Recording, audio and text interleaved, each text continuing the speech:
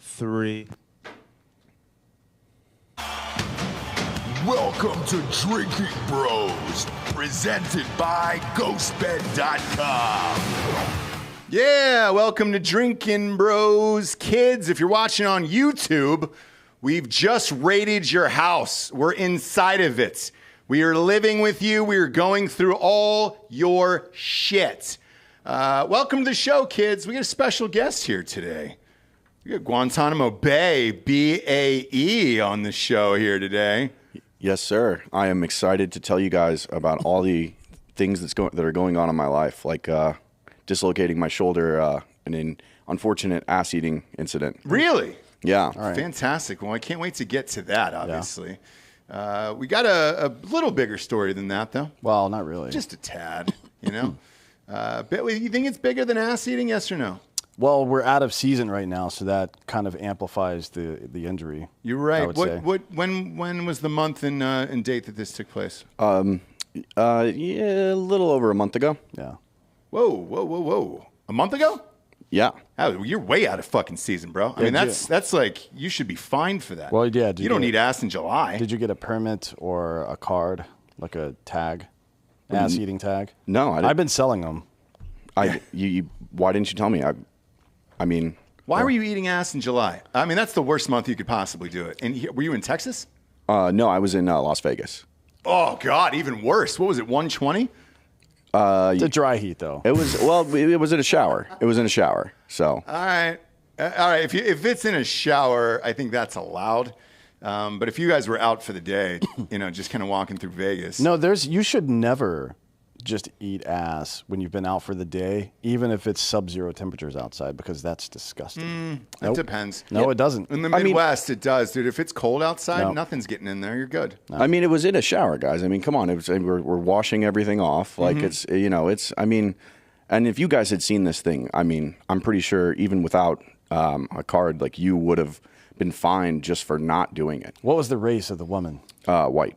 Wow. See, now I'm doubtful. Yeah, I'm real doubtful. This is real skeptical now. Although something did happen in the early it was right after the low-waisted jeans, like sometime around 2003, 4, 5 time period where white women started to get big dump truck asses. Kim Kardashian was the one who spawned that, yeah. Yeah, but that's not, she's not a fucking wizard. Something happened.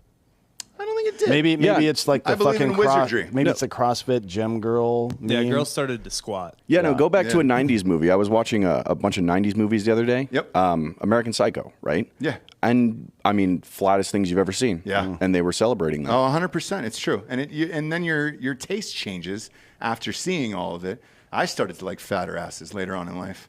I wasn't an early adopter to a fat ass. That came later in life. Yeah? For me, yeah. Really? Yeah. Yeah, it's just always been the thing for me. I mean, I like big tits, but like sure. But after a while, you're just like, well, what else do we do with it? You know? Yeah. Like, no. If you get both, you're good to go. Yeah. Yeah, you're good to go in this life. Am I starting off a little too? Are we going too? No, Drinking Bros. You're wearing a shirt that says "cunt" on it, and it's a shirt that I made. So I don't think anybody can fucking say anything to anybody here about any of that. Yeah. I just wanted to set the tempo then. Yeah. I mean, if you described a graphic blowjob of your grandfather that you had witnessed, still wouldn't be low enough for the show, I don't think. Was the grandfather, which end of the blowjob was he on?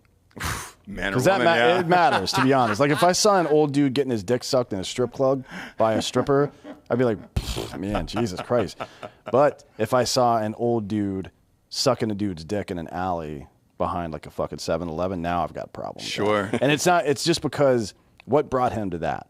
You know what I mean? Because you could have done that at home. Like, if it was about enjoying it and love and whatever, you're a gay dude, then you could do that at home. But I feel like somebody's taking advantage of this old man at this point. So do I. So maybe he's which got one? to mention they don't know. Which one was it? Which one was it?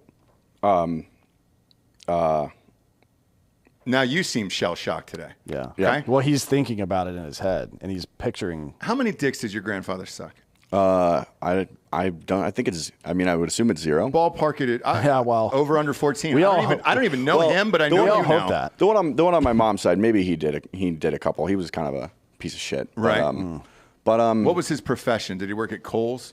I don't know what he ever did. I don't like. I met him like 4 times. He worked at Menards, probably. He's from Missouri, right? So.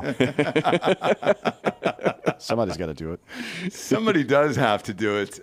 Before we get to who you are and your big career, congratulations on everything that's happened to you. We'll talk about it. Top story today is Trump got raided. The FBI raided Mar-a-Lago. Not really sure why. It's in relation to, so McCarthy is saying it's about January 6th. I don't really know why. Allegedly, there's some documents he may or may not have taken from the White House. Not real clear at this point, but this is the first time that a former president's house has been raided in American history, I believe, correct? So far as I know, yeah. Yeah. A few years ago, you were talking about a banana republic on this show, and you were like, this is what this is going to turn into. Exactly what it's turned into. Well, it's why I didn't think that trying to arrest Obama for the litany of crimes he committed or Hillary Clinton for the litany of crimes she committed was a good idea, because it starts that chain of events where every former ruler, leader, whatever it is, ends up in prison. Correct. Which means as soon as you're able to compromise the criminal justice or intelligence system, you can take over the country. That's what it really means. Like, I don't give a fuck about any of these personalities involved. These people are garbage, as you can see right here. Sure. They're all cunts. Yeah, they're all cunts. So. But with that, this sense, in my opinion, it sets a really dangerous precedent, because now, whatever Republican wins in 2024, if I'm him, the first thing I do is go after Biden and his family. Yeah, for sure. Well, Biden won't be around.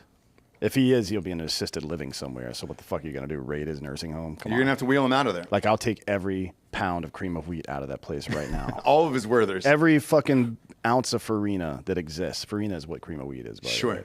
Taking it all. I'm taking all the diapers, because I diaper up too. Yep. I do it for convenience, not necessity, but I still need the diapers. And you're not selling those on the black market. That's just for you to wear shit and piss on your own. Yeah. Yeah. Because diapers are hard to come by in today's world. I mean, it's going to be one of those things, right? It's fucking baby formula or diapers. It's always something that families need that there's a shortage of. So. Well, this is also, somebody brought up a point earlier about how DeSantis is kind of a lead now, but this is just going to build support for Trump, right? Like, I mean, I don't know about you, but I I wasn't a Trump guy. I've never been a Trump guy. I'm not against Trump, but I'm a libertarian. But like, now people are looking back at Trump and like, hey, that was wrong. Like, they shouldn't have done that. And I bet that's going to garner more support for him than take that away from him. Well, that's kind of been the Democratic game plan in the last two election cycles. So they've been spending not the DNC directly, but Democratic PACs have been spending money on fringe candidates in Republican primaries to split the vote between them, or to get the fringe guy in because they don't think they're electable. Right. That's been a big deal. Like, as a matter of fact, Gavin Newsom spent money on some of the crazies in the California governor recall. Yes. To promote them ahead of Larry Elder. Right. So this is like their game plan. I mean, it's a decent theory. It is. But with this, I mean, look, let's go back to 2016 with the email thing with Hillary, right? The 33,000 emails. I'm tired of talking about it, but that was the easiest case of all time. She turned in, 15 smashed Blackberries that were smashed to pieces in a fucking Ziploc bag, and she was like, I don't know what happened. You could, if Trump wanted to, the day he got in, he could have immediately raided her place and gotten all the shit that they were looking for. Well, maybe. They could have gone to Obama. I don't think so. I think that the FBI has been compromised since probably the early 2010s. Okay, and why? Why I think that is because, so if you remember correctly, this FBI raid of Trump, by the way, is crazy. I think I'm pretty well established as not giving two fucks about the guy. Sure. Politically speaking. But once again, agencies have been weaponized by the left against political opponents. And it's not unique to when they're in power either. If you remember, Obama was a lame duck president. And the FBI investigation into the Trump-Russia collusion bullshit that turned out to be a complete hoax, right, didn't just take place during Obama's tenure. It continued after Obama was out of office and Trump was the sitting president. The FBI was still working against him on a regular basis. Right. So there's no evidence to suggest that it's a political appointee at the top of the FBI that is driving all of this shit downstream. It's the FBI as an organization is entirely corrupt from the inside out. That's the problem, right? So I don't know that I don't know that it helps to think of it as left versus right situation. This is an agency that needs to be dissolved entirely. So if you remember, Hillary Clinton coordinated with a foreign intelligence agent, Christopher Steele, using DNC funds, Right. which they lied about on the FISA warrant, which is, you can find that in the Nunez memo, to fabricate a bunch of bullshit to overturn or disrupt a duly elected president. And what you're talking to for the audience out there is the Steele dossier, where they allege that Trump had paid a bunch of Russian prostitutes to piss all over a bed that apparently had been slept in by Barack Obama. And quite a few other things as well, right? Like about some interactions between Trump or some of his affiliates and the Russian government. So that was all funded by the DNC, and it was the executive branch and the intelligence community. So the intelligence community falls under the executive branch, all the three-letter agencies. They were being weaponized by the DNC, Hillary Clinton, which I don't know why she had access to them in the first place, but also the sitting president, Barack Obama, right? It was a complete fabrication, and no one was touched for it, right? So the FBI can operate. If the FBI says, hey, this was fucked up, we're going to go investigate Hillary Clinton, they could do that on their own. They don't need permission from the president to do that. They have the jurisdiction to do that. Now, the president can try to get involved, but that's what happened with Nixon back in the day, where he kept telling people to drop the case, and they kept quitting because they wouldn't, right? That's how that all went down. So you think Biden didn't know anything about this? No, I think I don't know if he knows that he's alive, Right. to be honest. But the Biden administration, the chief of staff and the people that run it, of course they fucking knew. Right. Nobody would make this move without alerting them first. Now, the Biden administration saying they didn't know. That's what I was going to ask you. Yeah, 'cause they said they didn't know last night. That's a complete lie. And I would assume Trump's legal team is pretty good. I would assume that they're issuing FOIA requests right now for any interaction between FBI people at the upper echelon and the Biden administration right now. They should be if they're not. And if you want more information on that particular series of events, you should read the Nunez memo, read the Washington Post article vindicating the Nunez memo and how fucking right he was about everything and how the left lied about. And this is from the Washington Post, by the way. Right. How all these motherfuckers lied about this shit. Now, fast forward a little bit to, what was it, 2020 in the summer, I believe, when the Hunter Biden laptop came out. Over 100 members of the intelligence community wrote a memo and then signed onto it saying that it was Russian disinformation. Now, we know for a fact that's a lie now. As a matter of fact, Brian Stelter earlier this week said that it was a lie and that it's going to be a big problem for Democrats in the fall. These agencies no longer exist to serve the United States or its citizens, including the FBI, the CIA, the NSA, the ATF, and especially the IRS. And they're coming after you. If you don't believe it, fucking open your goddamn eyes. They are coming after you. They need money for their wars, right? They need fucking information for their insider trading. They need compliance. And you aren't citizens anymore. You're fucking subjects to an aristocracy that will weaponize any agency at their disposal to fuck you over to get what they want. Well, you just that post you made the other day, I saw, apparently now and I wouldn't have known this if I hadn't read that, they're getting 87,000 new employees. The IRS. Yeah, and that's part of that fun new inflation package that cost $1 trillion. The Inflation Reduction Act is the Green New Deal with a new name on it. Correct. That's what it is. Yep. And in a minute, we'll go through all the specific details of what is in that stupid thing. And you can go back to Joe Manchin, who all of you have been sucking his dick for the last year, and I told you not to, and you can come suck my fucking dick now, right? Just like his grandfather. Yeah. Your grandfather sucked Dan's dick. Well, no, not mine specifically. I just mean... Hey, man, Yom Kippur gets a little crazier. Yeah, it does. It's true. But just, I want you to remember this before we get into all this stuff about the IRS. Nearly every great revolution, primarily revolutions in the Western world, began because some group of useless, megalomaniacal cunts felt like they had the right to tax the shit out of you, to pay for their lifestyle, to pay for their wars, to do whatever the fuck they want. That's how it always starts, right? That was the point of the Magna Carta. It was the point of the disrupt afterwards. It was the point of the fucking Napoleonic Wars. Literally every fucking major revolution, including our own here in America against Britain, was about this bullshit right here. Yep. And now they're asking whether or not there was a rat. A retired FBI agent is saying there was likely an informant who handed over evidence that led to the unprecedented raid and agents that wanted documents before they quote unquote disappeared here. Evidence of what? That's the other question that everybody is asking here. What are you looking for specifically? McCarthy said it's related to January 6th. Some other people are saying he might have taken some documents from the White House that were classified. Like, that happens. George W. Bush had a fucking office here in Texas, right? Mm-hmm. And he spent like quite a bit of time there. Joe Biden's got a full facility up in New Hampshire that he spends quite a bit of time at. There is 100% classified information in both of those facilities. Right. This is one of those situations where it's like, I mean, frankly, it's kind of like the Hillary Clinton email situation. The two secretaries of state before her, Condoleezza Rice and Colin Powell, both did the same exact thing she did, which is set up a private email server for themselves to conduct business. Illegal as shit, but nobody said anything about any of it until her documents were requested because she was doing shady shit from Benghazi to the shit that she tried to do with Trump. And people started requesting it, and all of a sudden 33,000 emails go missing. Mm-hmm. That was the problem. And people will say, well, everybody before her did this, so whatever. Everybody before her didn't get subpoenaed and then delete the evidence. Mm-hmm. So every president has these off-site locations where they keep classified information. That's not new. They're just choosing to try to use this against him because, as a lot of people are saying right now, there's a U.S.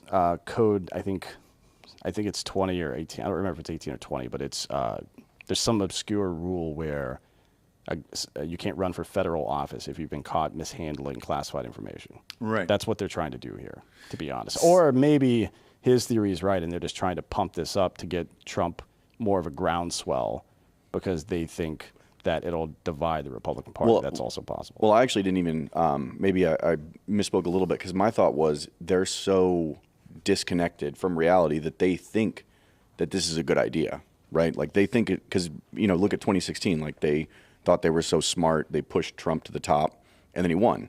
And now again, they're like, we're going to keep beating him down, making him look like a criminal, not realizing once again that they're pushing him back up to the top. Because if the coronavirus hadn't happened, Trump would, or not happened, but if we hadn't responded to it in the way we did, Trump would still be president, right?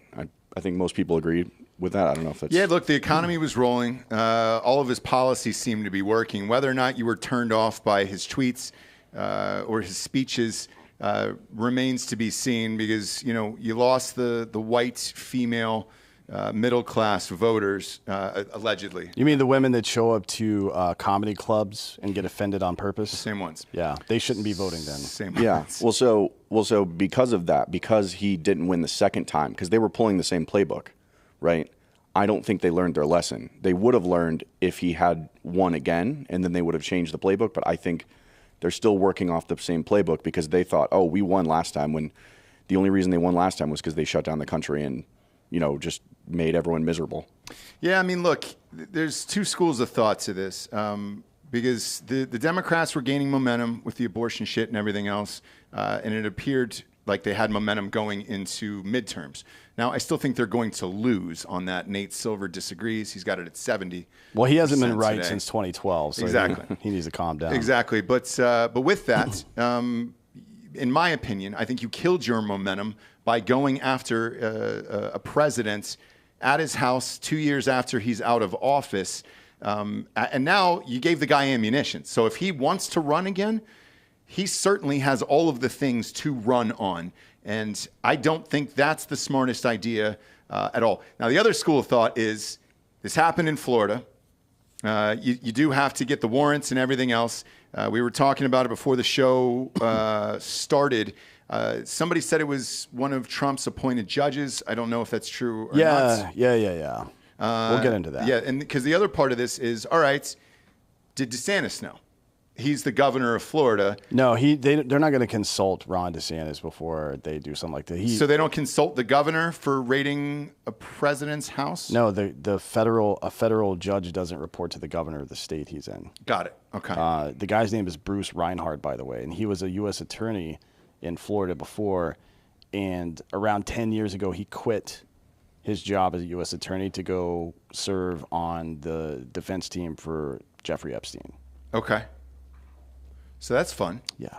Yeah. United States versus sealed search warrant 922 MJ 08332 is the docket. Bruce E. Reinhardt is the judge. You can go look it up right now on Pacer if you'd like to see more information about that. Do you think whatever he's trying to hide, or if he does have something to hide, that's why he buried his ex-wife on the golf course? He's like hiding it in there. You talking about Trump? Yeah. Did he bury his ex-wife? Oh, that's right, he did, huh? Yeah.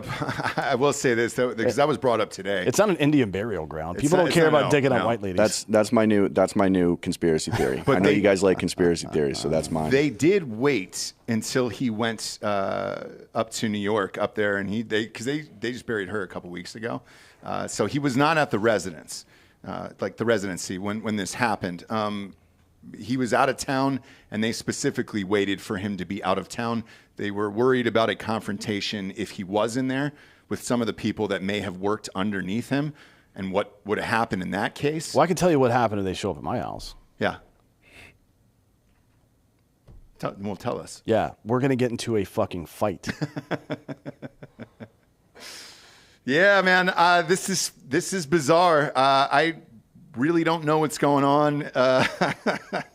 Well, you can. It says they have, you would have to have probable cause, but probable cause like the FISA warrant they used to spy on his campaign. Right. So no. What are we fucking doing anymore? In my opinion, this only helps the Republicans even more, where it's just like, this guy's been in office for 2 fucking years. Are you that afraid that he's actually going to run and win? Because you weren't in the last election, allegedly. Yeah, I don't know. I mean, well, no, they were. They tried to impeach him twice, and part of the impeachment proceedings were to determine whether or not he would be allowed to run for office again. That was the big push from them. And they didn't get it. No, of course not, because it's bullshit. So is this what they're trying to go after? Because there's the other thing that's weird to me, there's so much little information that has come out about this. Usually you would know. It would be related to one thing, like Watergate or something like that. Like, nobody even knows what the fuck this is right now. Yeah, I mean, it's probably what they would want to do here is suggest that something might happen, use the testimony of third parties who are anti-Trump, probably people that used to be in his cabinet or maybe that worked underneath him in some capacity as a reason to get FISA warrants for this kind of stuff. Well, you don't need a FISA warrant for this because it's not electronic communication, but to get warrants to raid his place, and then whatever they find, they'll do what's called, in the intelligence community, it's called backstopping. Mm-hmm. So, there's two things, backstopping and parallel reconstruction. So backstopping is where you make up any excuse you can, like a broken taillight, for example, to pull somebody over. You make up any excuse you can to get into their stuff, and then you try to find anything you can to even casually link them to some kind of thing that may have happened. It's called backstop. You recreate the narrative after you have the final piece of information. Now, the other part of it is parallel reconstruction, which is you're not allowed to use that phrase in the intelligence community anymore, but it used to be policy. So you would capture information by illegal means, illegal wiretaps and things like that, spying on people. And then you would take the end result information, whatever it happened to be, and then you would go back through the process of how you may have found it legally. Like, oh, this person would have known that. Let's just ask them that question. We'll know they'll tell us, and then we have it, right? It's completely illegal. Yeah. It's a Fourth Amendment violation. And, it'd be one thing if it was leveraged against regular people, but it's being leveraged against the opposition political party. That's the problem. Yeah, and look, this is the statement I'm going to read here is from Republican leader Kevin McCarthy. He vowed revenge on the agency, which this is exactly what's going to happen. So his statement said, he called out U.S. Attorney General Merrick Garland on Twitter saying, "Preserve your documents and clear your calendar. I've seen enough. The Department of Justice has reached an intolerable state of weaponized politicization." So it's exactly what we've talked about on the show for years. Like, dude, I don't think the impeachment of Clinton was great, neither with Trump. Because then it says, then you can go after and impeach everybody, right? Because if the Republicans take back the House and Senate, they're going to try to impeach Biden right away. Well, it's an interesting question, right? So it's one thing if it's a political opponent, but when it seems like one side is trying to destroy the country, You know what I mean? Like Republicans are shitbags, and they're trying to profit off of their power just like everybody else. That's one thing. It's another thing entirely to be in the middle of a recession with record inflation, with and an energy crisis, and pass a bill where you specifically target the industry energy industry, right, to fuck it up worse. That's to me a level of incompetence that implies malice. So how do you handle that, right? Like if now that it's all about escalation of these things. Now that for the second time in 5 years, the intelligence community and Department of Justice have been weaponized against the political opposition. What's your next move going to be there, right? Like if you're being threatened in an existential way, the only reasonable response to that is to remove the existential threat entirely.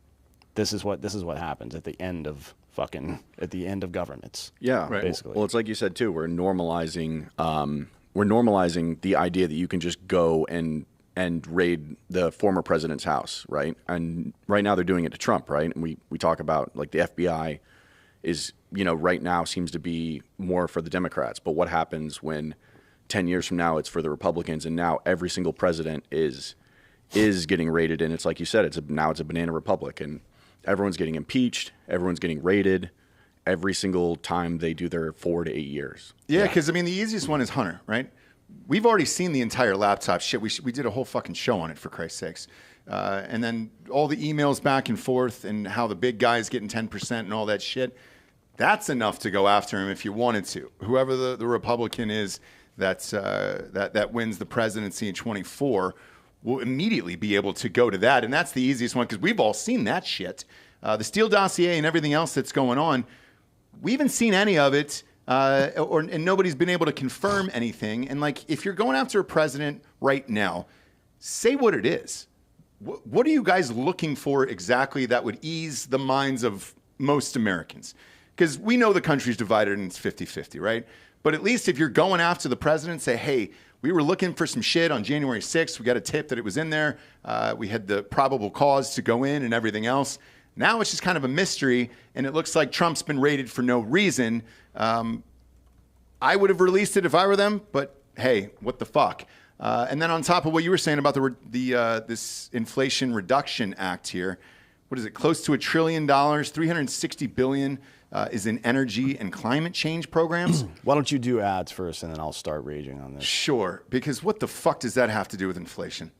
Yeah, it's a good question. Well, the answer is nothing. No, except to make it worse. You know what I mean?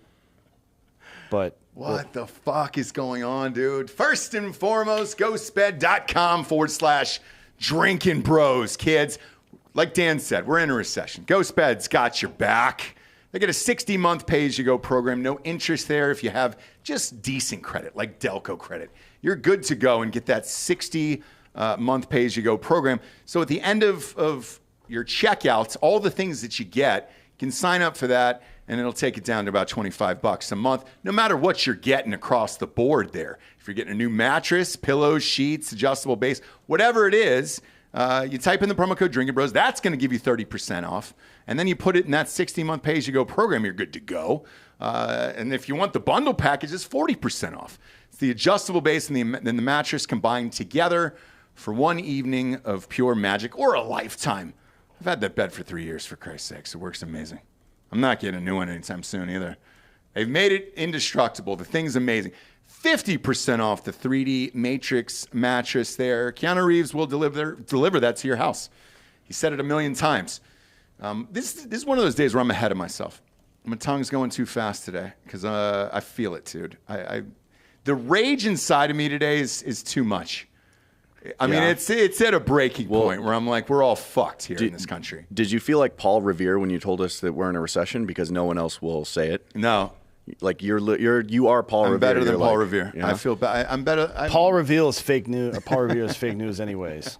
He's fake news. He rode 1 mile into the city to talk to people. Is that what it is? The guy who rode from Boston to Philadelphia is a dude named Israel Bissell, but that name doesn't sound as good, especially 200 years ago. You know what I mean? At least we're still doing it to this day. You got to have a flashy name. You got to have a flashy name. Go to ghostbed.com/Drinkin' Bros today. Get in on the madness, kids. Next up, D'Anthony, Who do we got today on the old doc? Is it Raycon? Is it buyraycon.com/drinking bros? Boom. Go to that Y. They're right there on the desk. Yeah. Oh, shit. They're also in the single as well. Look at that. Huge fan of these guys. My God, man. If there's a better headphone out there, I don't know what it is. I've had both. I've had the Beats and all that other bullshit. The Apple ones are the goddamn worst. Whenever I see people with those in, I'm like, how does that stay in your ear? I don't understand it. And then my neighborhood thing, there's always the thing of like, hey, did you guys find an AirPod? I lost an AirPod walking my dog. Did you find a fucking AirPod? With these, you don't have to worry about it with Raycon. These are the best in the biz. And they come with like 1 million rubber pieces that fit over it. So no matter how small or large your ear hole is, congratulations, they got you covered. I've got a big ear hole. A lot of people don't know that. They can't see it because I'm wearing headphones every day, but I bet your penis would fit in there. Yeah? Yeah, have you ever tried to stick one in there? No. But obviously, for the right amount of money, we'd all kind of do anything. Yeah. So, we'll figure it out later on down the It's a new road. trend. It's like, you could, like, some people try to suck their own dick. Like, you could try to maybe put it in your ear. A lot of people do that. Have you tried to do that? No. Okay. No, of course not. No, well, yeah. No. A guy like you, yeah, it looks like you have. It looks like you have maybe 5 or 6 times. I'm not saying anything past 5 or 6, but I'll go with 5 or 6 for a guy like you. You know, I mean, Christmas gets a little weird sometimes. Sure does. Sure does. Go to buyraycon.com/drinking bros today. They've got everything in there. So if you want the big dogs like this, because this is what I work out in actually. They've got the workout ones. They've got the big dogs. I like use them at this. home. Yeah, Their actual over the ear headphones are fucking dope. The best. They fold up, they twist and fold up. They fit into my little kit and shit. They're the best. Yep. They've got 3 customizable sound profiles. They've got earbud tap functions. So you just tap it if you want the noise to go away.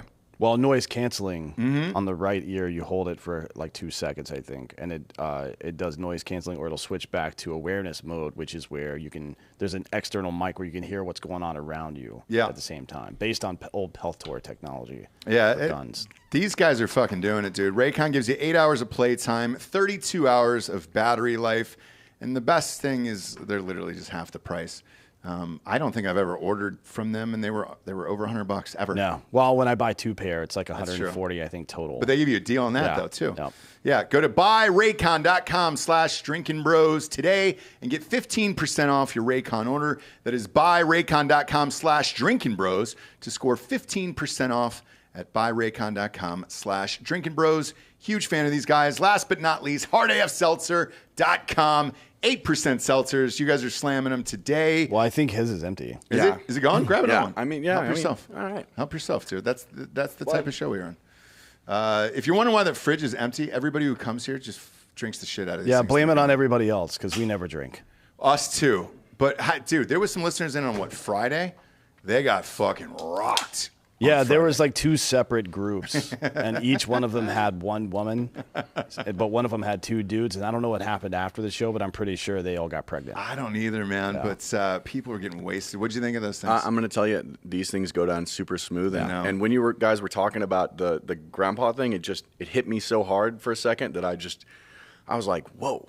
Yeah. I was like, what are they talking about? You sucked your grandfather's dick. No. Was that part of it? Was that part of it?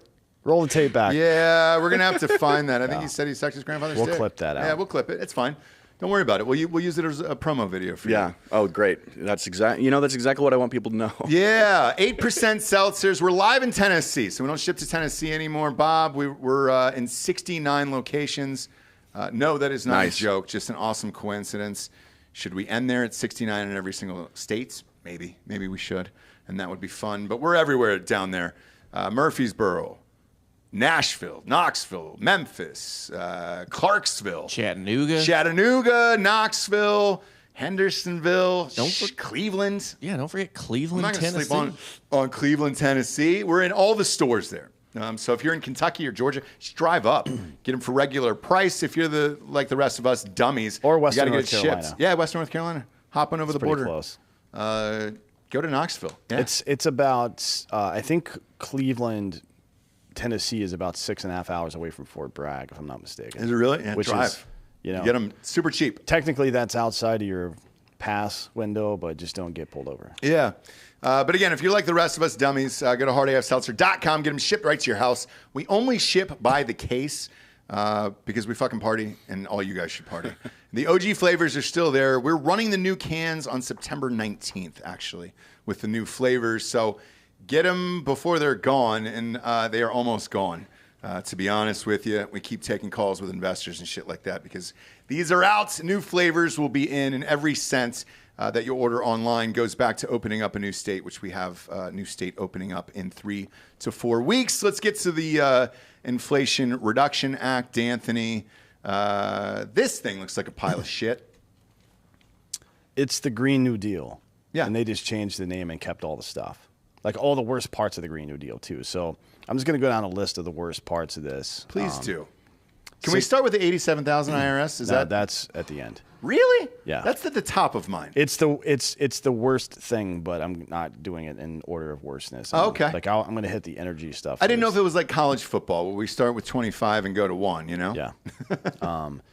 So $6.5 billion natural gas tax. Why is this stupid? The reason our energy prices haven't gone completely insane like they have in Northern Europe, especially in Germany, where they were completely dependent on natural gas from Russia.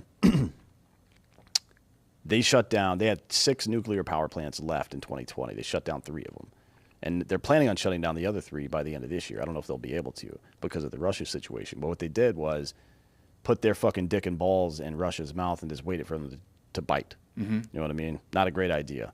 So if you recall, Biden's tax pledge during his campaign and then even afterwards was that nobody under $400,000 annual salary would be affected by any of his tax plan. Now, natural gas is used by the vast majority of this country for energy, including all of us, right?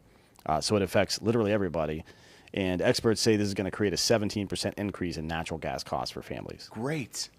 In the middle of a fucking record high inflation and a recession and an energy crisis. Yeah, cool? yeah. Like our grid can barely handle, the electrical grid can barely handle what's going on now, and now he's going to attack natural gas as well. What's the worst that can happen? So if you're in Texas, you're pretty fucked. The most of the electrical grid in Texas is natural gas. Yeah. Or it's That's what I'm saying. Yeah. Is it really? Like we're completely fucked here. Yeah, that's Great. why it went out last year in the freeze or whatever. The natural The gas pipes weren't insulated. Like Yeah. they gave them like billions of dollars and 10 years to do it, and they didn't do anything. Awesome. Awesome. There we go. Yeah. 12 billion crude oil tax. So gas has been pretty cheap. This shouldn't hurt anybody. Of course, all of this is going to be. We hooked ourselves on Russian oil for some reason because we wouldn't sign new drill leases or produce oil in America. It would fuck up the climate, Dan. Yeah, well, it doesn't work like that. Like the climate, it's not fucking Pigpen from Peanuts where the climate is just over our head. It's the entire goddamn world, just to be clear. This is obviously going to be passed on to consumers as well. If you think for any amount of time that oil and gas companies are going to take the hit and not pass it on to you, you're living in a fucking fantasy. Oh, world. yeah. Yeah. The rich are going to stay rich. Yeah. Yeah. 1.2 billion coal tax. This is another one from the Green New Deal, right? It has there's no fucking purpose for this at all.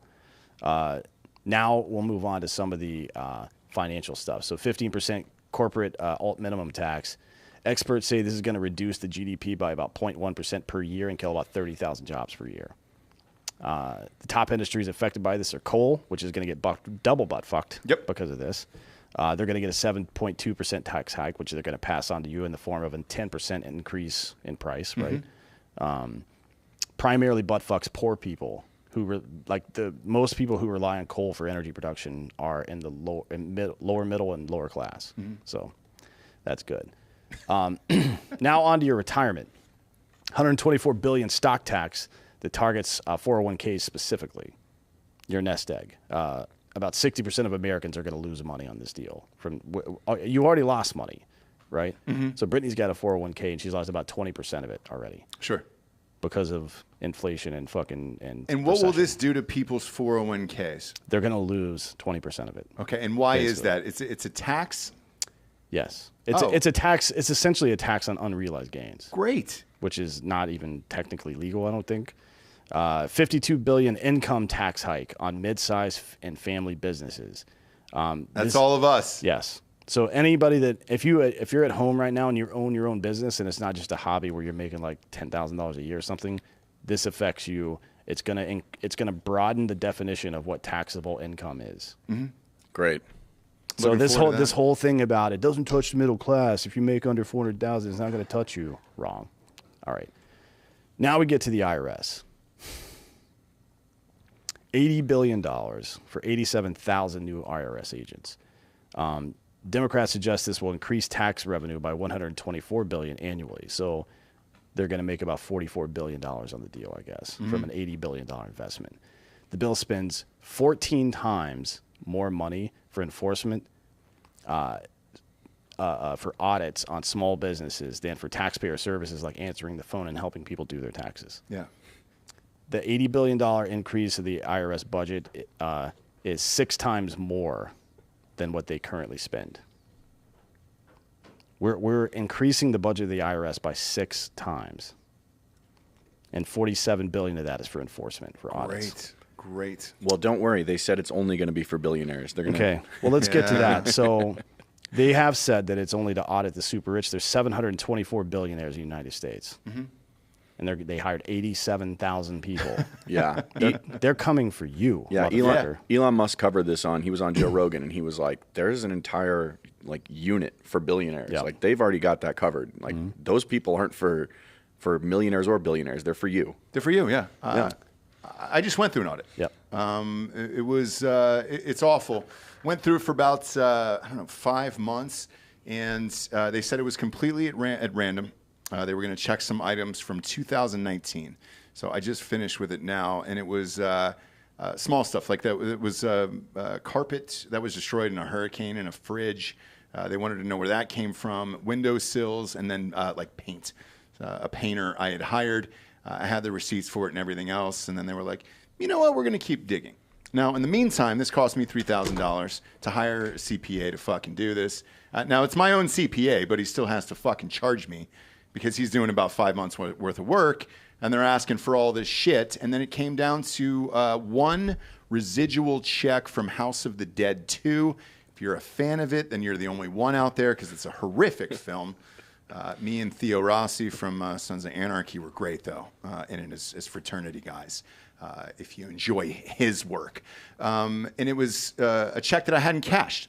Now, it went to an old agent that I had in Los Angeles, and I was like, well, that check is already taxed anyways. It's taxed by the states and it's taxed by the feds. So what are you worried about there? And they were like, well, you still had to report it, so what you owe us is $42.81. So at the end of a 5-month audit, I paid $3,000 to my CPA, and then I gave them $42.81. Now, mind you, I'd overpaid my taxes last year by $15,000. Supposed to get that check back in November. That hasn't come. So when I asked the IRS agent who was doing the audit where that money was, sorry, sir, that's not my department. We don't know who to call or what you can do about that. So if you're out at home and you think, oh, hey, this is not going to happen to me, it sure the fuck is. Exactly what Dan said. They're coming after us. The billionaires, like you said, that's covered. That's been covered for years and years and years. The 15% tax on the companies, I can understand that because, guys like Facebook and those guys aren't paying taxes. Amazon doesn't fucking pay taxes. That I can understand. The rest of this bill makes zero fucking sense to me whatsoever. And I don't see how this doesn't drive us into a bigger recession. Oh, it will. It will. For sure. So there's other stuff. So if you look at the Trump raid or the previous weaponization of the intelligence community, the FBI alone, then it looks nefarious. It looks like one political party is weaponizing agencies against their political opponents, which, let's be clear, that's happened to some degree before, but never like this. But it has happened. And that you can deal with because you can fucking arrest these people and kick people out of service and stuff like this. But when they're standing up industries like this, standing up institutions that are designed specifically to take the power away from regular people, which is to say their fucking money, you know what I mean? Now we've got a problem. So as of 2017, the IRS had 5,000 issued service weapons and 5 million rounds of ammunition just standing around. They spent, in the last 2 years, I think $700,000 more on ammunition. Why? Why would a tax collecting organization be arming itself? So when you look at all these things at the same time, right, and you take into account everything that's happening, including this maniacal push towards green energy, which isn't ready for prime time, that's butt-fucked us, it's butt-fucked Canada, it's butt-fucked Germany, anybody that's tried to do it, right, including I think the Dutch farmers are protesting all over the country. Oh, yeah, that's now, right. Yeah, right? yeah. Like anytime this ESG bullshit comes in, or DEI in the universities, or any kind of fucking Green Deal, whatever it happens to be, that economy suffers greatly because of it. And to put this in terms that are really easy to understand, the IRS is the sheriff of Nottingham, right? He's a sheriff under the rule of King John, right? Pre-Magna Carta. And they're coming to take your hard-earned dollars because they need to pay for their fucking wars. They need to pay for their insider trading. They need to pay for their green hysteria. And now we are trying to figure out, like the question everybody asks, I think, or maybe they don't know what question to ask. This is the question you should be asking is, who's Robin Hood? What role are he and his merry men going to play in defeating this evil bullshit, right? Or any, right? Remember earlier this year when the federal government tried to stand up what they called the Disinformation Governance Board, which is also known as Ministry of Truth? Like it's all, so they're coming after political opponents. They're coming after your money and property. They're coming after your ability to speak freely. This is an all-out assault. You think people keep asking me, when do you know you're in a civil war? Motherfucker, you're in one right now. You're in a civil war right now. So in my opinion, the only reasonable response to this as a citizen that cares about the American ideals is to start finding people geographically close to you that are like-minded people that value the ideals of America and are willing to fight back, even if it costs them something, against oppressive bullshit like this. You don't need to move to a cabin in the woods. You don't need to completely divest yourself from the public. But they are very aware of how many more of us there are than there are of them, and we need to be more aware of that. We need to leverage that fucking power. That's why they attack you on social media, to stop you from getting connected with each other. It's why, if you go out there and start making these connections, they start trying to build conspiracies around you. Like this fucking militant violent extremist list that they came out with. Apparently the American fucking flag is an extremist symbol. Yeah. Right? Only the Betsy Ross one, though. Only the original one was. I saw that list. Well, also the come and take it flag, the don't tread on me flag. Are you fucking kidding me? Black Rifle was on that list, yeah. right? No one wins wars without allies who are determined to achieve the same goals as they are. And the next step is to start figuring out how we're going to hedge financially and keep them from seizing our property, right? Start determining which locally elected officials will have our backs and serve the community instead of treating us like subjects. It could be governors, it could be state assembly members, it could be mayors, sheriffs, whatever. I think sheriffs are a good way to start. But because we're not here to abandon government entirely. This isn't some kind of fucking anarcho-capitalist movement. It is, stay the fuck out of my business. I don't owe you any money, government. You're not entitled to my fucking shit. Why would you think you are? Like, that's absolutely asinine. I've had this debate with a bunch of people from the left over the years where they're like, well, who should we tax to get this money? I'm like, you're not asking the most important question. Why is the government entitled to that money in the first place? They're not. There's nothing in our constitution that says they're entitled to my fucking money. So what the fuck are we even talking about here? You need to get out there and I'm not talking about joining fucking weird ass white supremacist militias and shit. I'm talking about going to people like Mike Glover, for example, or Tim Kennedy, who run operations that are specifically designed to train American people to fight back against stupid bullshit like this, to be self-reliant, to know how to make your own food, right? To know how to navigate fucking certain laws, and know how to defend yourself with arms. That's what we have to do now. And if you're not doing that right now, then you're fucking surrendering. So what do you think is going to be the end game with this Trump thing? Nothing will come of this. You don't think so? No. No, that's what the left wants. They want to fucking dust it up and have the stain of that on him, but then not actually do anything because that would rile people up too much. Right now, people are just pissed off. But when they're in a rage, that's a whole different situation. Well, to me, like now, all the Republicans have something to rally on come November because it's, hey, you hate the party, you hate our politicians, you hate everything. You're even going to raid the president's house. Fuck you. Let me be really fucking clear about this. Republicans aren't going to save you. Yeah. Look, I'm not saying they are either. I'm just looking at this from a purely political standpoint. This is unprecedented, and something's going to happen from this. This is going to drive people out to vote. Because in my opinion, this is fucking insane. Yeah, they're just adding to what they've already done. I mean, it's, you know, we saw the woman down here in Texas, right? She was the first Republican to win in her district, I believe, since it was created, right? And you know, it was she was born in Mexico, like immigrated to the United States, and won the election against someone else who was a Democrat who had Mexican heritage. So I believe so. I could be wrong on that, but from what I understand, that's what happened. So you've got a district that's never voted Republican before, votes Republican. Again, I'm not a Republican, but I'm looking at it objectively, and I can see that the Republicans clearly have the high ground right now. I don't know a single person that would vote for Joe Biden today if he was running for office, and I know a lot of fucking people in a lot of different industries with a lot of different political beliefs. I just, man, this is one of the wildest times in American history. You know what I mean? Like, I don't... Oh yeah, he said the other day about this entire bill. He said, yeah, I don't know, he said, I'm paraphrasing, but he said something like, "There's a lot of shit in it. I don't know." If somebody can fact check me on that, but Well, you're talking about Biden, right? Biden actually said Yeah, that. he doesn't know where the fuck he is. He literally admitted he doesn't know what's in it. Yeah, and then DeSantis just made a comment, by the way. He said the raid on Mar-a-Lago is another escalation in the weaponization of federal agencies against the regime's political opponents, while people like Hunter Biden get treated with kid gloves.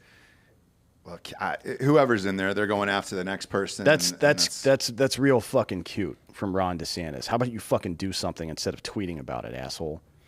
How about you do this? You and Noam and all these other motherfucking governors, wheelchair here in Texas, and all these assholes that want to run their fucking suckhole on Twitter all the time. How about you call a convention of states, right? How about you call a convention of states and start amending the Constitution so they can't fucking do the second largest expansion of the federal government in the history of this country in a 20-year period. Like the Department of Homeland Security increased the police state, and now we're doing it with the fucking financial stuff as well. Like, it's only going to get worse. Yeah. And if you think you want to be a fucking leader in this goddamn country, right, Ron DeSantis, I'm talking to you. You want to be a leader in this country? Get off the fucking internet and do something. Kick the FBI out of your state.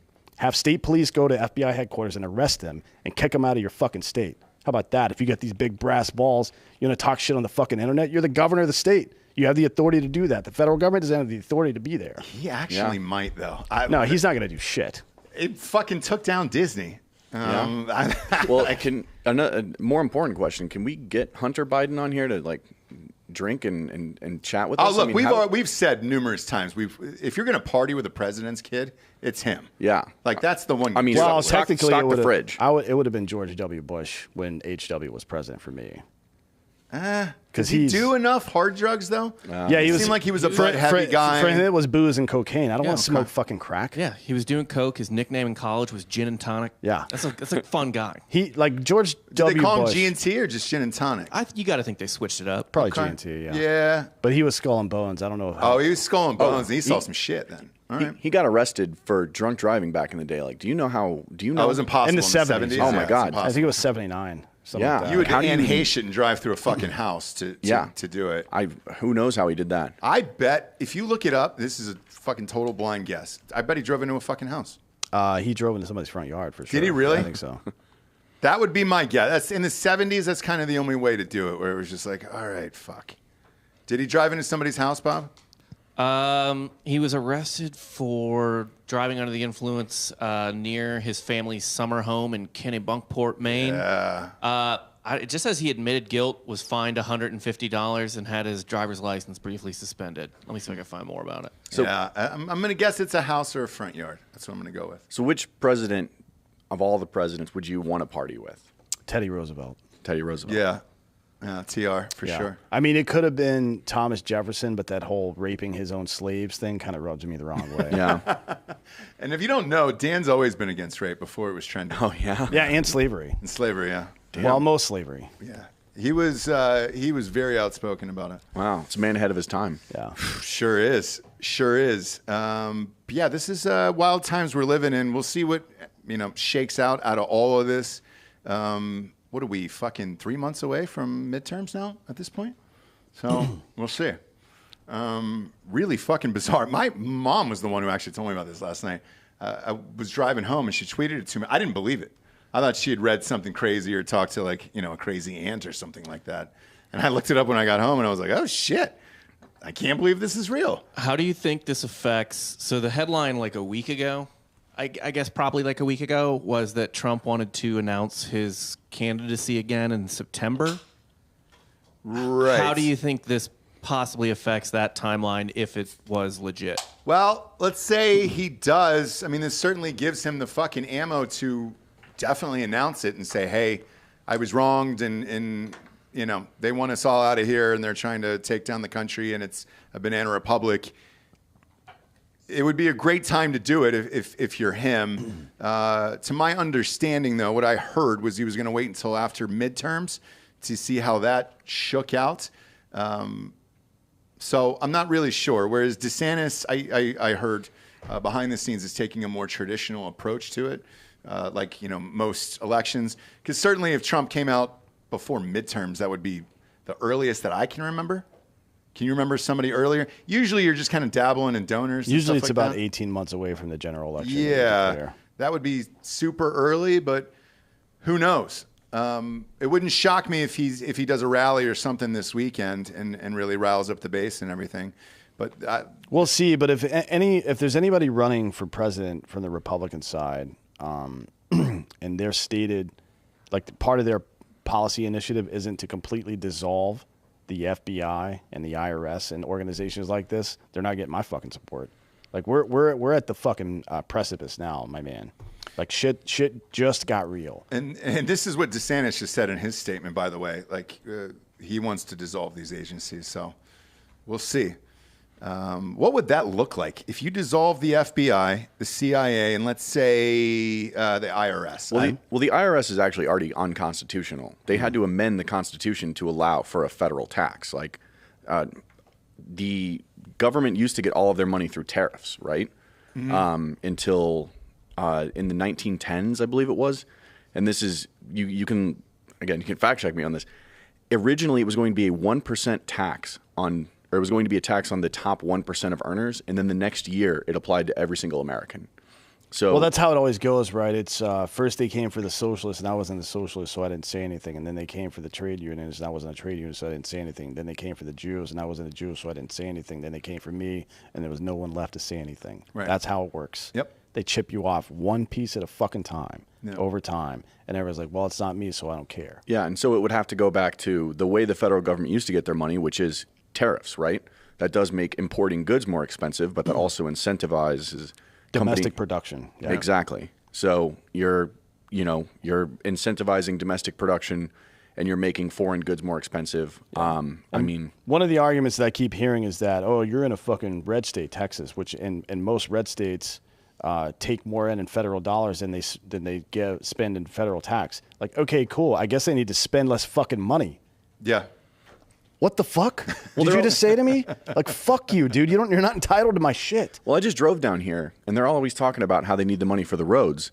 The roads look like shit. And I don't want to hear that, oh, well, because in 2020, we lost all the money because we forced everyone to shut down. Like, I've been driving around, for like DJ gigs and stuff. The roads have been looking like shit. Yeah. That's not a new thing. I have to get my tires aligned every 2,000 miles because of, you're supposed to go 6,000, but if I drive on interstates, I have to do every 2,000. I never do it. I never do it, and I'll just leave the car on the side of the road and report it stolen. Yeah, just blow it up. Yeah, somebody light it in on fire. somebody in the chat asked about what it would look like to abolish the That's the what I FBI. just say. Yeah. So getting it abolished would require Congress. But the president can go to FBI headquarters and tell the director, we're not prosecuting any of this, and give him a list. And as soon as the FBI starts prosecuting this shit, you fire him. And you fire everybody under him who had anything to do with it. and then you start over, right? You're not prosecuting any of this. Obama did it with weed. If you Yep. remember, in 2013, he told them to stop prosecuting people for weed, and they stopped. The president has that authority. The end. And one would think Biden would have had the authority, even if it was the FBI on their own, to say, "Hey, dude, that's a fucking former president. It's just a bad look." It's first century BC Rome, where the Senate has gotten like completely out of control, and you have the first triumvirate, right, with Crassus and Julius Caesar and Pompey, and that kind of dissolves. Crassus is a little bit of a cunt. He's a rich dude with no military experience, but the Senate is the real seat of power there. That's what happened. And the Senate was made up of the aristocracy, and they did everything they could to drain money from the local countries around them, Gaul, Germany, stuff like that, like France and Germany. And at some point, people get fucking pissed off about it. I'm tired of being taxed to death. Tax cessation was one of the fucking primary reasons that Julius Caesar was elected consul in the first place, like a removal of taxes and stuff like that. So, and it happened again 2 more times. It happened with fucking Octavian, who became Augustus, and it happened again with what the fuck's his name? The dude before Nero, Commodus. Well, it's funny. Marcus Aurelius' kid. Well, it's funny that you're saying a lot of this because I've been thinking about this a lot. So, we've had 2 Bushes. We have Biden, who was the vice president, right? And He was in government for 48 years. Yeah, too. we're electing people who have either already been vice president, the sons of presidents, and it's starting to turn into political dynasties, right? And I mean, because of our founding, it's unlikely that we'll reach the exact same. Well, actually, I wouldn't even say that because Rome was founded by deposing kings, right? So in a sense, we are turning into our father. Like we're electing the sons of these people. We're electing political dynasties, and it's going to turn into a slew of bad emperors because they're not really qualified. We're just doing it because we know their dad, and we saw them as vice president, even though they sucked. It doesn't even matter. But eventually the families will get broken. It has happened over time. The Vanderbilts eventually, got broken. Well, not really, because one of them is still the lead anchor on CNN. Yeah, but that was after they had cut it off and he got poor. That dude was rich before he got into fucking CNN. And the other thing that this does is it overshadows, like there was a CHIPS Act that was passed today. Did you read this? So it's $52.7 billion in subsidies for U.S. Semiconductor production and research to boost efforts to make the United States more competitive with China's science and technology efforts. That's something that is, in my opinion, needed and great for this country, but that got buried today. Well, we don't need that. What we need is what he said, which is to abolish income tax and things like that and go back to tariff tax so it makes it too expensive for China to push their bullshit in America. And then we have to make it here. Then you don't need the government to steal money from fucking middle class people and spend it on big industry. Right. Like fucking Intel should pay for that them fucking selves. They should, but they're not going to. And unless you do something like this and force everybody's hand, then you don't have a fucking choice but to get it done here. And this is one thing that I liked about Trump as well, where he was trying to get off the China tit. But in my opinion, this was a decent act that was passed today, but it was completely fucking buried. Because of what went on with raiding Trump's house. Well, and that's the thing too is we might not want to buy a lot of stuff from China, but again, if you put these tariffs in place, that's the way you can finally fund the government, and then the government is funded by us being successful. So we're only purchasing goods from overseas if we have more money. So you're being rewarded for creating a healthy economy versus the IRS, which is right now literally saying, "Hey, we're not getting enough revenue." Because all you poor people aren't making enough money because you were making more money, but now you're not making enough money anymore as, real wages haven't risen since the 1970s. So, a 70,000 salary is now a 85,000 salary, but inflation, that 70,000 is worth, it's actually 400,000, right? So that's why they're tax farming us because they need that money. We haven't improved the economy. And so they're being rewarded for us not doing better. Yeah, and my question too is with this, because a lot of people are talking about the IRS here in the chat. Most people haven't gone through an audit, and then the ones that they are going to go after, how do you afford it? Like for regular people, regular who the people. fuck knows? I mean, to be honest, for companies, for small businesses that barely made it through all the shutdowns and all that bullshit, to get audited at this point would probably kill their business. Oh, I would. Yes. Yeah. So I, as a DJ, like mine is a small business. Anytime I purchase equipment or like even this trip, right? This is a write-off for me, and I run a very thin line, and I have those receipts digitally, but it takes hours out of my day. Who does your taxes? Who does my taxes? I do my taxes. And that's what's going to fuck you. So when they call, because I remember getting the call. We've had this twice because it was a production company as well. Same thing. We had somebody in place, so it was like great. I could pass it on to them. We had to pay a fuck ton of money. But if you don't, you're the one answering the calls, and it's over and over and over and over, and it's months. And nobody has that kind of time either. And what's to say you don't have that receipt from fucking 3 years ago or whatever it was? Like mine was 2019 this year. Why? And they were like, oh, it's completely at random. Sure is. The only thing that stops this kind of fucking predatory behavior is when governors and sheriffs get involved. And the IRS tries to come and take your shit, take your property away, or take your business or money away or whatever the fuck, and the sheriff puts a gun in his face and tells him to get the fuck out. That's the only way it works, honestly. So if you're in a local election right now, for you personally, is that the top thing you're concerned about is sheriffs? Yes. Because you see the signs on the side of the road during every election cycle. What would be number 2 for you? Governor is probably number 2. Okay. I mean, governor and sheriff are 1A, 1B. Okay. Those are the 2 most important things you can elect right now. Yeah, because I used to run political campaigns before I became a musical artist. Totally makes sense, right? Sure. So in New York State, they have the SAFE Act, right, which doesn't actually make anyone safe. It just makes you a criminal if you have an AR-15 without weird modifications, right? So when they would elect the sheriffs would say, yeah, we're not enforcing the SAFE Act. And then that would empower other sheriffs to then do that. And then eventually that empowers the legislature to say, because these people are, again, I worked for politicians for a long time. 98% of them are criminals, right? Not literally, but morally. Probably 50% of them are criminals. But morally, they're criminals. So all they care about is getting those votes.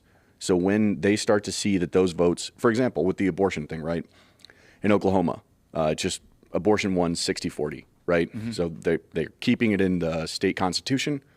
So that tells the politicians, oh, actually being pro-abortion might be in my best interest. And that's 98% of the time, that's all they're looking for. So when we signal that with the sheriffs. You're saying they don't care about the actual bills themselves, just what's popular to the base. Yeah, so when we signal that on a local level with sheriffs, we then push that upward. But not enough people have realized that the local level is so important. Yeah, we know it for sure. I mean, shit, man. I see things that go on in our towns, and I'm like, you got to be fucking kidding me. I've also seen the other side of it where, people are paying other people to run against people just so they can get their own agenda passed through. And you don't know where that money is coming from, which is why you got to get the money out of there, or at least put a cap on it, like a goddamn football team or something like that. Well, it's so sad, too. I mean, you guys probably remember when local news used to be about things that happened locally, right? How much local news do you see anymore? It depends on which city you're in. So I agree with you because I'm one of the few people who still watches local news, I think. Austin, surprisingly, does a pretty decent job at it. Others, not so much because the towns are too small. And if they don't cover the big stories, then they're fucked ratings-wise. But Austin's all right. Austin's pretty decent. But for the most part, you're right because you need to keep those eyeballs on the screen. And let's face it, they're lucky to get 10, 20,000 views in some of these small towns on local news. So check their fucking salaries. Most of those guys are making like 27 to 40 grand a year. Yeah, that's sad. And they're the prettiest poor people in America. They really are. They really are. And they're just trying to go up market by market by market. They all have the same voice. It's weird. Yeah, they do. Regardless of where they came from in the country, what their race is, any of that stuff. They teach you that in broadcast Yeah, it's school. fucking stupid. I don't want to hear that. Man, That's why everybody watches podcast and doesn't watch the fucking local news anymore. Correct. Because that's fucking stupid. Yeah, it's pretty much negated that at this point. In the meantime, you came on a strange day, and I feel bad. Tell everybody your background and what you do for a living, because you've told everybody you're a DJ. Where'd you come from? Where are you from originally? You were in the military too, correct? Yeah, well, I was actually excited you guys were going to talk about politics today because, again, my background when I was working outside of DJing was in politics. Mm-hmm. But yeah, so I grew up in Missouri on a cattle farm, as most DJs do. Yeah, Modesty who grew up in a cattle farm. You sure did, yeah. Yeah. And so did Shaq. He's a DJ now. Yeah. I love Shaq. Mm. Stayed there till I was 18. Joined the military. I joined the Navy.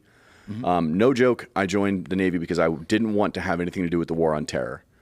I've always been a libertarian, and I didn't know it until I was older. But I've always been a libertarian. So I was like, oh, the Navy, they won't go to. I'll have nothing to do with all that craziness going on. I join. I'm an operations specialist, which is like a radar operator. I go through radar operator school, and then all of a sudden they say, we're picking 10 people from your schoolhouse to go to Guantanamo Bay. And then my chief calls me in. He's like, hey, McClanahan, you're going to Guantanamo Bay. I'm like, aye, chief.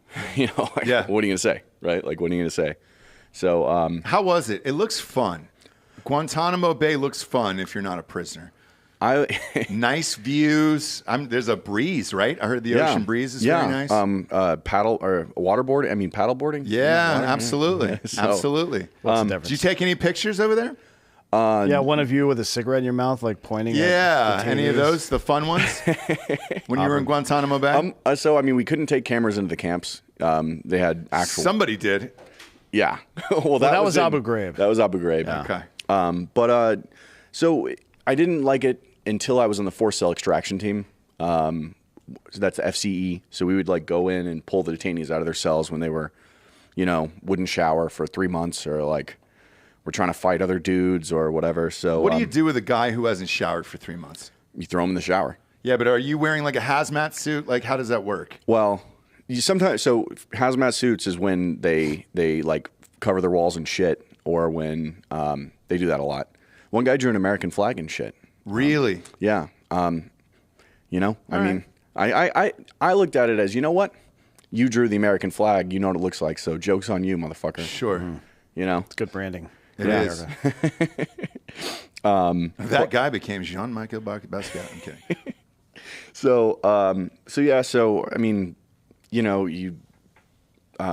Sorry, I lost track. What was the question? These hard AF seltzers are great, by the way. You're super fucked up right now. Oh yeah, I love it. Yeah. Once you were in Guantanamo Bay, you see any fucked up shit? Like the American flag and shit. Right. We met KSM, Kaleem Sheikh Mohammed. Okay. We did a forced cell extraction on him. We pulled him out of the cell. Did whatever, and he told me this story about America was like a wolf, and he's like a sheep, and Afghanistan's a sheep, and it was almost scary because you're like you listen to the story and you're like, wow, this is a really good story. If I wasn't so informed on the world, if I grew up and I was just a herder, or I just grew up in a small town, this story would be really compelling. And this is the kind of thing that would get someone like that to join an organization like that. So you realize, and this dude was I believe he went to school in a Western country. So you realize that these guys are good at what they do and recruiting these guys. And obviously, again, I don't think it's a good story. I know the backstory, but it's you hear this and you're like, this guy sounds very influential. So we threw him back in his cell. We don't throw them back in their cells, but we put him back in, and I'm the number one man, so I would carry the shield. But on the way out, you pull out your number 6, which is usually a small woman. And I put my hands on her flak jacket, and I pull it up. And, you pull her out of the cell literally into the air, mm-hmm. which is why it's a small woman. And somehow these guys are so good at hiding shit. He had a little cup of shit. I don't know where it was because a guy checked his cell. Sure. And he just pulls it out and throws it. And there's glass. So he flings it at the roof, and it hits the roof and then gets all over us, right? But we're all decked out, none of it actually got on our skin. But we come out of the cell and we take our all our shit off, and we're just like, fuck yeah, we just got shit on, like, yeah, and we're all like hyped about it, you know. We're like, because it's like, you know, we weren't in combat or anything, but like, it was like you got some, you know. Yeah, you got shit on. Yeah, Yeah, you got shit on. You were amped about that. It's like the brown badge of courage, you know. He went to North Carolina Agriculture and Technical State University and received a Bachelor of Science degree in Mechanical Engineering in 1986. Did he really? Yeah. Good for him. You know? Good for him. Yeah. Yeah, I don't understand why we haven't just publicly executed this dude. We need to do more of that. Yeah, that doesn't happen anymore. And then after you got out, you became a DJ, and then you went by Guantanamo Bay, B-A-E. B-A-E. The E stands for ecstasy. Yeah, you're goddamn right it does. Yeah. Damn right. Do you find it odd telling people you're a DJ for a living? Like, So- there's a stigma with it. You know that, right? What is this? What it would? I think I know, but what is it? There's a lot of people who say they're DJs, right? Like Paris Hilton. Yeah. There's some CEO. We did a story on it, 2 months ago? Who is the CEO, Giorgio, the bald Oh, guy? you're fucking David Solomon. That's it. All right, I'm going to publicly say this. Fuck David Solomon. The only reason he gets to DJ is because he's David Solomon. Now, Shaq, the only reason Shaq gets to DJ is because he's Shaq, but he's Shaq, and I actually like Shaq. Yeah. David Please refer to DJ Diesel by his proper name. DJ, that's right, DJ Diesel. He's a great trap artist playing the heaviest bass music out Yep. there, really just crushing it. But It that's is. the I saw him. That's the difference in DJing, where if you're rich enough, you can just kind of do Yeah, it. but- I never forget. I went to a party with Idris Elba, and Idris Elba was the DJ, and it was small. It was like maybe 100 people there, but he was just coming off the wire at that point. And it was like, oh, why the fuck is so-and-so DJing? And I was like, well, why not? It's Idris Elba. Yeah. Adrian Brody was another one where I was just like, oh, shit. All right, cool, man. Yeah, I mean, you know, it's like I get when you're given like little side spots at the festival. Again, Shaq can have a headliner spot, but when you're giving this guy a headliner spot, he's not a good DJ. He's just some. So the thing that really made me annoyed at this dude is he was telling his employees they have to go back to the office, right? Because they're not getting enough done while he's the CEO of Goldman Sachs. And it's like, dude, what are you doing? Like, you're literally going to these DJ gigs.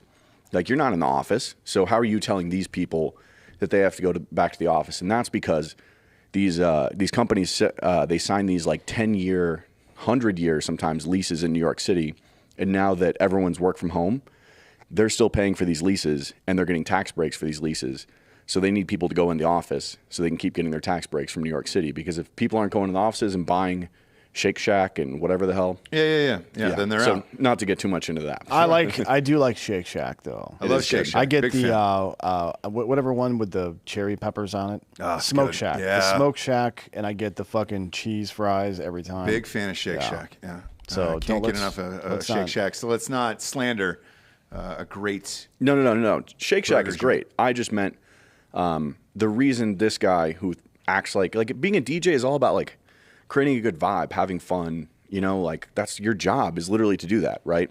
The first time I ever really went to a DJ show, and I really appreciated it, I was like rolling face on Molly, and my fraternity brother. This is after I got out of the military. I was like with the fraternity brother Ty, and he's like, I'm just like watching this show, like rolling face, and he just stayed there with me, and we watched this trance set for like 3 hours, and it's just these cheetahs running across the screen. But anything is fun on drugs and hardcore drugs, right? Have you ever gone sober? Oh, all the time. Okay, so that's something that you're the first person I've met who's actually gone sober. Oh yeah. I watched. I saw Dead Mouse. He did this cube thing. He had this big cube, and it was just. I mean, it was beautiful. It's like, but I love electronic music. Like on the way down here, I listened to it for, excuse me, 8 hours. Like just listening to it the whole way, and then just hearing. I don't know. I don't know why I like it so much. I didn't ever hear it until I was 20 years old. It was the first time I think I heard it. All right. Yeah. Yeah, just curious because like even podcasting is the same stigma of like, what do you do? Podcast? I don't understand. I don't get it. And it's the same thing where you're just like, bro, I can't tell you how many fucking. Well, you also have the problem of, so this is what I thought you were alluding to, and I think it's what you're alluding to is like, oh, I'm a podcaster, and it's like, oh, you have like 10 followers on your podcast. Sure. Sure. So when I say to people, there's also a problem with, and you probably have this problem too, like when you say, I'm a DJ or I'm a podcaster, it's like, oh, I'm a famous DJ. Oh, I'm a famous podcaster. It's like, we can't really say that, right? Yeah, you sound like an asshole. Yeah. So what do you say? We say it anyways, though, brother. Yeah. You know. Yeah. Is that what do you guys say? Actually, I'm curious. Luckily, I think this show is at a point where there's not a lot of questions behind it, so you kind of got out of that. But Well, like, no, I mean, if you were at a bar and, you know, the bartender was really hot. I lead with something different. Yeah. Yeah. I'll lead with a movie or New York Times bestselling author. Like, that'll do it. That's a good one, yeah. That'll do it. And and we've talked about this in the past of like what your stamp is, right? I think podcasts will get there in the future where it's just like, oh shit. And then, you know, everybody knows what it is, but everybody's looking for that one stamp of like that one movie they've seen, that one book or that one thing. Well, I don't think that's what it is. I think it's actually that there's so many people going around who have half-assed podcasts that. But that's been going on in entertainment forever. Like, how many actors do you know that have never acted in anything? Correct. Right, but I know a million. But it's the same problem with being a DJ. Is I say I'm a DJ and they assume that I like go to, you know, a strip club occasionally and play a show there, or maybe play for like 10 people in front of a crowd, and I'm unemployed, and I'm like, you know, like I'm a working DJ. I have a couple 100,000 people who listen to my music monthly. You know, I'm about to sign a big track with Austin Kramer. Like, he's a big name in the industry, so I have a lot going on there. But you're asking how to gracefully tell people that you're not a hobbyist when I'm trying to get laid. Oh, in that case, like, just show them. You just show them. Yeah, how many streams do you have on Spotify? that's what you lead with. Like, I'm a DJ. 6.7 million. I'm a DJ. Here's my shit, and you just show them the numbers. There's no reason. 6.7 million would do it. Yeah, like I would lead with the Spotify screenshot for sure. Yeah, maybe just whip it out. I just don't give a fuck, which is super nice. Well, you don't ever go out in public, so you don't have to answer the questions too, which is nice. Yeah. Right, but I'm specifically trying to get laid. Yeah, that's true. Yeah. You know, don't get me wrong, I don't always care about getting laid, but you know, when the time comes. Sure. You bring them to a show. It is very simple. You don't say anything. You say, you come with me here. They hang out in the DJ booth. Then they feel better than everyone. Yeah, and if a DJ have to ask this question, like, are you even a DJ? You know? Yeah, no, and I'm joking, of course, but it's pussy inflation. So it sure is. So I actually do have a good browning out, and we've got nothing but time. There we go. Yeah. So I was playing this music festival. I don't normally do drugs when I play music because I just it's you get tunnel vision, man. I've seen DJs who do it. Yeah. And it's like dudes who get really good at playing pool on cocaine. Yeah. But there's a diminishing return once you cross over the fucking Rubicon. There, you're like, oh, fucking. Yeah. It's the same with DJs. They'll just be like listening to their own shit, and the same beat will play for like fucking 2.5 minutes, and you're like, all right, dude. Yeah. Somebody go skip this fucking record. Yeah. So alcohol works really well, but other things do not. So I was just doing a set, and you know, I was just drinking, and every single time I play, some guy comes up, hey man, look, do you want some drugs? Like, you know, somebody that is part of the production crew, they just offer you drugs, and that's just like etiquette. I don't know why. I know the gig. Yeah. Yeah. So finally, you know, this time I just decided, you know what, man, I'll do it, and it was Sass, which is like trippy Molly, right? You don't get all the like feels, but you just get the like, oh yeah, this is great. Sure. So I'm looking at the screen on my CDJs, and I'm like, ooh, these are starting to go. Like, because I took some sass from them eventually. The screens are starting to like go across, and I'm like, oh boy, like this is crazy. And this girl comes up to me, she's like macking on me, and I'm like, yeah, whatever. We still say macking these days? Yeah, No a little shit. bit sometimes. Okay. So she leaves. Just checking. So she leaves, and I don't remember anything at this point because I browned out. But then all of a sudden I come back, and I'm ending the show, and then I walk up to her after the show. I'm like, hey, do you want to go hook up? She's like, yeah. So I go and hook up with her. Yeah. And I'm like, and my friends come up to me after that, and they were like, do you remember that girl was talking to you earlier? I'm like, no, I've never met that girl before. She was like, no, she was talking to you before the show. And I was like, what? So, you know, drugs and DJing can be interesting. Sure. You didn't do yourself any good here helping your cause. You know that, right? I'm a DJ. What do you do? I do drugs and I hook up with girls. Yeah, sometimes. Well, that's, you know, the reason that most inventions exist. Do you create original music? Some dude was trying to hook up with a girl. Exactly. So he put a spoiler on his Honda, right? Yeah, you have to. You got to dry your clothes. Yeah, all my music is original. Okay, gotcha. I don't do remixes. of other people's music, and I don't do mashups. Nothing against doing that. Yeah. A lot of guys get famous doing that. Girl talk, yeah. But Well, I just Sick Kick is big into the mashup thing. Yeah. He's good at it, but it's like A lot of people can do it. it's not original. No, not at yeah, all. Well, and I don't. So a lot of guys will make a remix of a really big guy's song, and that's how they'll get famous. And I respect that. It works. But then you're hoping that someone will pay attention to you. You're like, please pay attention to me, right? Like, my thing is like, I don't leave it up to chance, right? I know the right people. I know what my audience wants. I have the right guys who can push out my stuff to pitch it to playlists. Like, I make it good enough, and then they listen. So, I mean, not everyone likes the stuff I do. It's more specific, right? I could do like EDM kind of stuff, which is a little more general, but I do like trance, some tech house, like slap house, which is a little more in the mainstream. But I mean, I'm just growing slowly and Following your passion. We're just getting up to the top. Just going all the way up to the top. Speaking of which, now's the point of the show. We get to the Drinkin' Bro of the Week, which is someone who has inspired you or helped you become the person you are today. Who helped you get to the top here? Khalid Sheikh Mohammed. I hope so. KSM. I hope so. That's my dude. Yeah. Now I have to go with. Oh man, that's a tough one. The Honorable Elijah Muhammad. I thought about it and I was like, I know who it is, but Dan Quayle.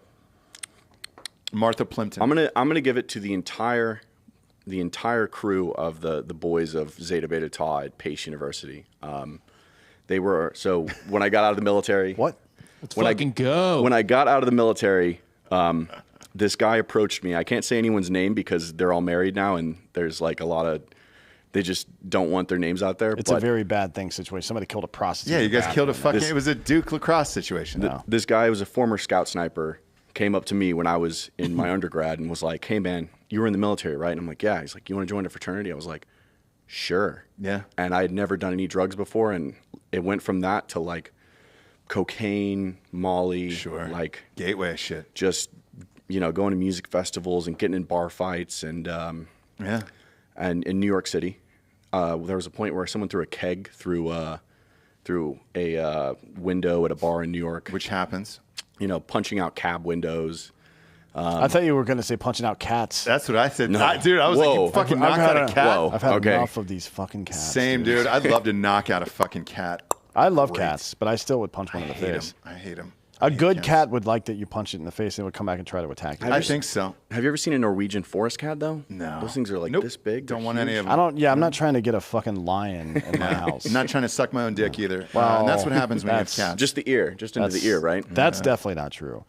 Of all the, other than maybe Giorgio, who's just like he's a piece of shit and everybody knows it. Right. If there's one person in this room that has tried to suck their own dick, I would put my money on you. On me? Yeah. No, actually. I'm trying to think about it. No, I don't think I have. Is that a picture of the cat, Bob, by the way? Yeah, it's just a big old fluffy guy. Is that what it is? That's a Norwegian forest cat. Oh, that's you can tell by the face whether or not a cat is aggressive, right? So if Yeah. it has soft features, it's not aggressive. It's an evolutionary thing. Yeah. So those are actually they have like dog tendencies. Yeah, they're giant pussies, probably, just based on Yeah. the face. Well, literally. I love that Don't you start. know that. I love that you. No, this is how like you track the evolution of from wolves to dogs as well. Like the first thing that happens is their facial features soften. So if you take like a domesticated pig and put it out into the wild again, it'll start to regrow its tusk. Not the next generation of it, but that specific pig. Right. Its snout will elongate and it'll grow tusk. That's Evolution, bitch. Yeah. Tell everybody where they can find you. Yeah. So all of my music is on Spotify, Apple Music, Tidal, Deezer. There's a bunch of places I've never even heard of that it's on. So if you have streaming, it's on that. Under Guantanamo Bay, That's right. BAE. Okay, That's cool. right. Yeah, And, good luck spelling Guantanamo in our audience. Not going to happen. Guantanmo. Nah, you got to give up at that point. Well, on Just go G-Bay. Instagram, it's Gitmo, GITMO _BAE, right, which is a thank lot you. easier. Sure. Yes. Right. So Sure. I'm only on Instagram for social, and then anywhere on any streaming service. Okay, cool. Not on Facebook, where like the average age is 54. Facebook, that feels like it's going to be MySpace in about 5 years, right? Yeah. Maybe, yeah. MySpace is making a comeback though. They're not. No, they're not. They were supposed to for musicians, actually. Yeah. Justin Timberlake they're like- actually bought a huge portion of it And that didn't work out for him. He should leave the investing to Ashton Kutcher. He's the guy that knows what he's doing. I want to know what's happened to Tom. Remember Tom? He was on. He's the MySpace Tom guy. got his money and fucking left. Sure He did. didn't go in front of Congress and try to tell people to fucking solve green energy Nope. and shit. He took his money and got the fuck out. That picture you see of him like this was him getting the fucking money and getting out of there. I'm out of here. Yeah, and I'm not on TikTok because I'm not a 12-year-old. TikTok is all about pretending that you actually do things. It's like, if I was going to a concert. It's like, If I hear the robot voice on one more video, I'm going to lose my fucking shit. I can't stand that either. yeah. This is Steve making peas. And you're It's just also like, super racist too because it's white people talking like black people. Like sometimes it be like that. Oh, does it? Yeah. 14-year-old white girl from fucking Wisconsin. Shut the fuck up. You just described every social media platform. Yeah, fair enough. That's every Yeah. caption. It's like a white 14-year-old being like, yeah, like dog just slaps, like dog this chili dog slaps. It's just the dumbest shit. I hate abbreviating shit on social media. I do. I still like the writer part of me still feels like an asshole of like, BT dubs. Thank you very much was a new one that I got the other day, and I was like, what the fuck? We're abbreviating that now? I don't even like when people write numbers under 10. Well, Right? Yeah. So 10 down to 0, you spell the fucking word. Correct. But Yeah. it's whatever happens in history, it's really important to remember that it's going to be recorded in a language that we've all agreed upon. And you guys are fucking it up. Well, I wonder if inflation is the reason that everyone. So on TikTok, the whole thing is everyone pretending they're doing something. It's like me at a music festival, and they're like pretending they have a girl on their shoulders at a music festival, and it's like, well, why don't you just go to a music festival and have a girl on your shoulders at a music festival? Too much work, too much money. Yeah, I've got to. Inflation. You got things to do, dude. I got to punch cats. Yeah. It's fucking Takes cats, up most man. of my time. Most of Dan's time. Thank you for being here. We appreciate it. For D'Anthony Holloway, I'm Ross Patterson. This is the Drinkin' Bros podcast. Good.